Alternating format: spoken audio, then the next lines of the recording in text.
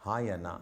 उसने क्रूस पर अपनी जान दी, बाइबल कहती है अपने आप को शून्य कर लिया। अगर उसमें इतना प्रेम है तो वो शैतान के साथ मेल मिलाप क्यों नहीं कर लेता? अगर उसमें इतना प्रेम है तो वो क्यों नहीं शैतान को रिपेंट करने का मौका देता?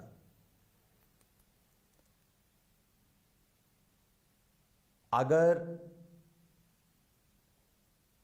परमेश्वर का प्रेम पतरस में नहीं था तो हन्ना और सफीरा जब भूमि का दाम अपने पास रख के आधी ऑफरिंग चढ़ाने आए तो पतरस ने कहा उन दोनों को कि तुम अपने प्राणों को आज गवा दोगे, और दोनों मर गए। उस समय परमेश्वर का प्रेम कहां था? जब परमेश्वर के प्रेरित ने एक जल न करने वाले को बोला था कि अब प्रभु का हाथ तुझ पर पड़ेगा और तू अंधा हो जाएगा, उस समय परमेश्वर का प्रेम कहां था? प्रेम सब अपराधों को ढांप देता है। ये आयत सबसे ज्यादा मिस इंटरप्रेट है क्रिश्चियनिटी में। अगर इस कमरे में स्मेल हो तो दो तरीके से दूर की जा सकती है। एक, इसमें रूम फ्रेशनर मार के, तो उससे वो गंदगी खत्म नहीं हुई, रूम फ्रेशनर ने उसे ओवर पावर कर दिया है, पर गंदगी फिनिश नहीं हुई, वो हवा अभी भी अंदर है। और दूसरा है, मैं एग्जॉस्ट फैन ऑन कर दूं और सारी गंदी हवा को बाहर निकाल दूं। जीसस ने कहा पाप करने वालों को सबके सामने समझा ताकि दूसरे लोग डरें, क्योंकि प्रेम सब अपराधों को ढांप देता है।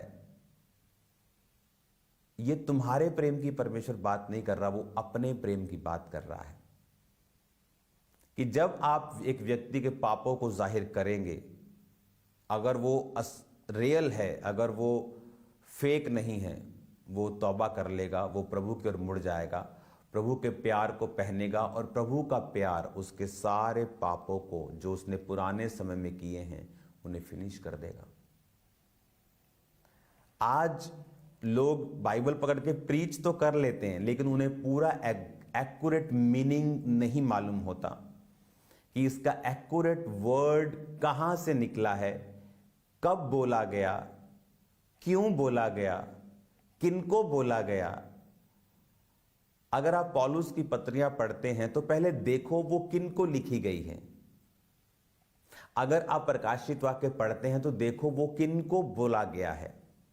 अगर आप जीसस क्राइस्ट को पढ़ते हैं तो आप देखो वो कब उन चीजों को बोला गया है। हालेलुया।